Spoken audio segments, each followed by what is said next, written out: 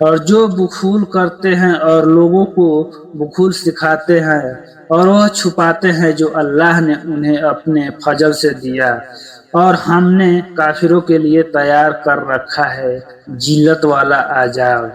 اور جو لوگ اپنے مال لوگوں کے دکھاوے کے لیے خرچ کرتے ہیں اور ایمان نہیں لاتے اللہ پر اور نہ آخرت کے دن پر، اور جس کا شیطان ساتھی ہو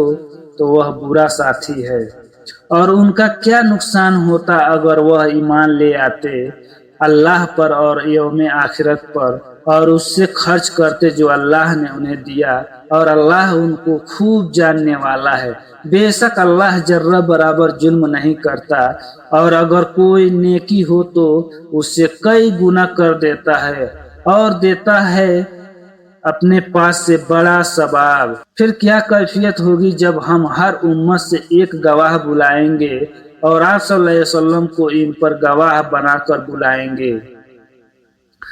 اس دن آرزو کریں گے وہ لوگ جنہوں نے کفر کیا اور رسول کی نافرمانی کی، کاش انہیں مٹی میں دبا کر زمین برابر کر دیا جائے، اور وہ اللہ سے نہ چھپا سکیں گے کوئی بات۔ اے ایمان والو، تم نماز کے نزدیک نہ جاؤ جب تم نشے کی حالت میں ہو، یہاں تک کہ سمجھنے لگو جو زبان سے کہتے ہو، اور نہ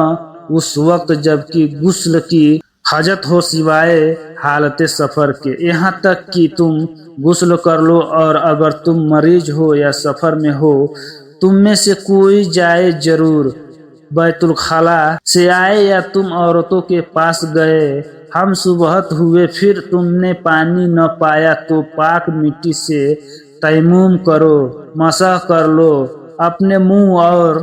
ہاتھوں کا، بے شک اللہ معاف کرنے والا بخشنے والا ہے۔ کیا تم نے ان لوگوں کو نہیں دیکھا جنہیں کتاب کا ایک حصہ دیا گیا، وہ مول لیتے ہیں، اختیار کرتے ہیں گمراہی اور چاہتے ہیں کہ تم راستے سے بھٹک جاؤ، اور اللہ تمہارے دشمنوں کو خوب جانتا ہے، اور اللہ کافی ہے حمایتی، اور اللہ کافی ہے مددگار۔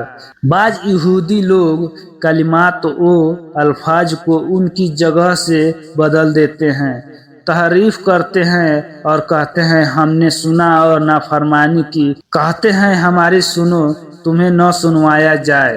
اور رائنا کہتے ہیں اپنی زبانوں کو موڑ کر دن میں تانے نیت سے، اور اگر وہ کہتے ہم نے سنا اور اطاعت کی، اور کہتے سنیے اور ہم پر نظر کیجیے، تو یہ ان کے لیے بہتر ہوتا اور زیادہ درست ہوتا، لیکن اللہ نے ان کے کفر کے سبب ان پر لعنت کی، پس وہ ایمان نہیں لاتے مگر تھوڑے۔ اے اہل کتاب، ایمان لاؤ اس پر جو ہم نے نازل کیا، اس کی تصدیق کرنے والا جو تمہارے پاس ہے، اس سے پہلے کہ ہم چہرے مٹا ڈالیں، مسخ کر دے، پھر ان چہروں کو الٹ دے ان کی پیٹھ کی طرف، یا ہم ان پر لعنت کرے جیسے ہفتے والوں پر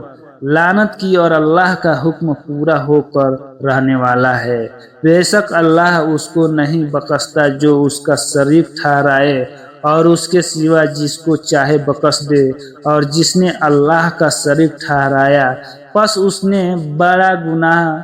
بہتان باندھا۔ کیا تم نے ان لوگوں کو نہیں دیکھا وہ جو اپنے آپ کو مقدس کہتے ہیں، بلکہ اللہ جسے چاہتا ہے مقدس بناتا ہے، اور ان پر کھجور کی گٹھلی کے ریشے دھاگے کے برابر بھی ظلم نہ ہوگا۔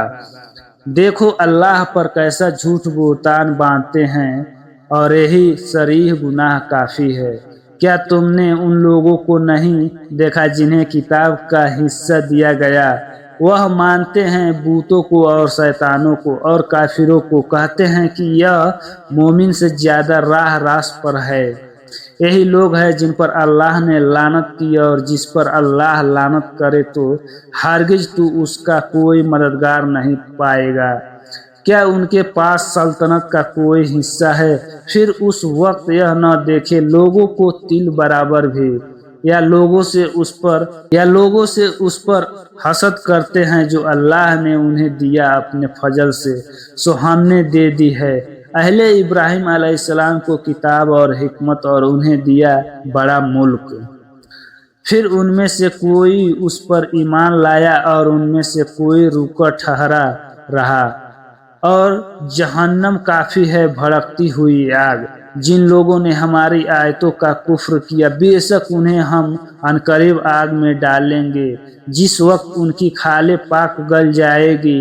ہم اس کے علاوہ دوسری بدل دیں گے تاکہ وہ عذاب چکھے، بے شک اللہ غالب حکمت والا ہے۔ اور جو لوگ ایمان لائے اور انہوں نے نیک عمل کیے، ہم عنقریب انہیں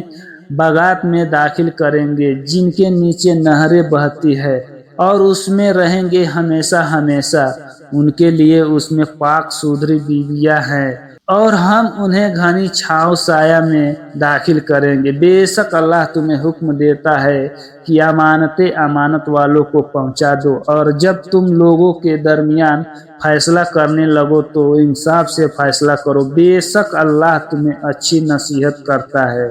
بے شک اللہ سننے والا دیکھنے والا ہے۔ اے ایمان والو، اطاعت کرو اللہ کی اور اطاعت کرو رسول صلی اللہ علیہ وسلم کی اور ان کی جو تم میں سے صاحب حکومت ہے۔ پھر اگر تم جھگڑ پڑو کسی بات میں تو اس کو اللہ اور رسول صلی اللہ علیہ وسلم کی طرف رجوع کرو۔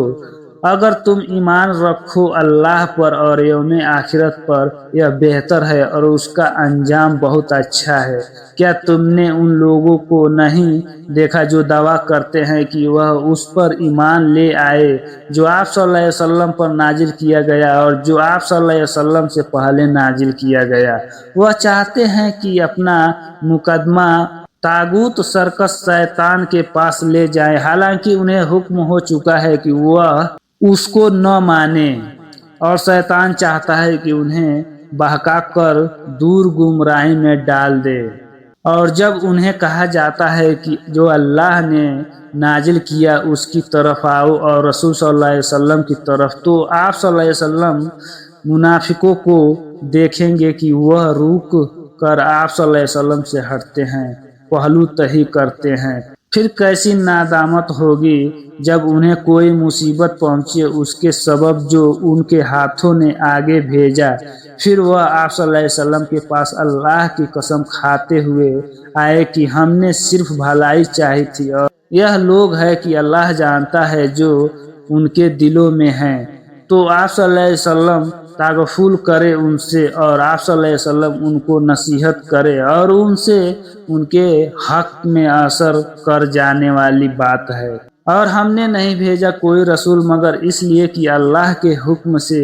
اس کی اطاعت کی جائے، اور یہ لوگ جب انہوں نے اپنی جانوں پر ظلم کیا تھا، اگر وہ آپ صلی اللہ علیہ وسلم کے پاس آتے پھر اللہ سے بخشش چاہتے اور ان کے لیے رسول صلی اللہ علیہ وسلم اللہ سے مغفرت چاہتے تو وہ ضرور پاتے اللہ کو توبہ قبول کرنے والا مہربان۔ پس قسم ہے آپ صلی اللہ علیہ وسلم کے رب کی وہ مومن نہ ہوں گے جب تک آپ صلی اللہ علیہ وسلم کو منصف نہ بنائیں اسے جھگڑنے میں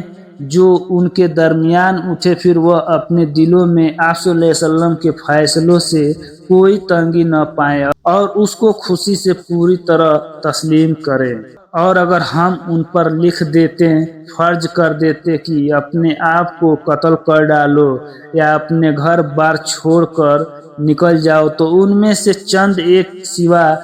وہ کبھی ایسا نہ کرتے، اور اگر یہ لوگ وہ کرے جس کی انہیں نصیحت کی جاتی ہے تو یہ ان کے لیے بہتر ہوتا اور دن میں زیادہ ثابت رکھنے والا ہوتا، اور اس صورت میں ہم انہیں اپنے پاس سے بڑا اجر دیتے اور انہیں سیدھے راستے کی ہدایت دیتے۔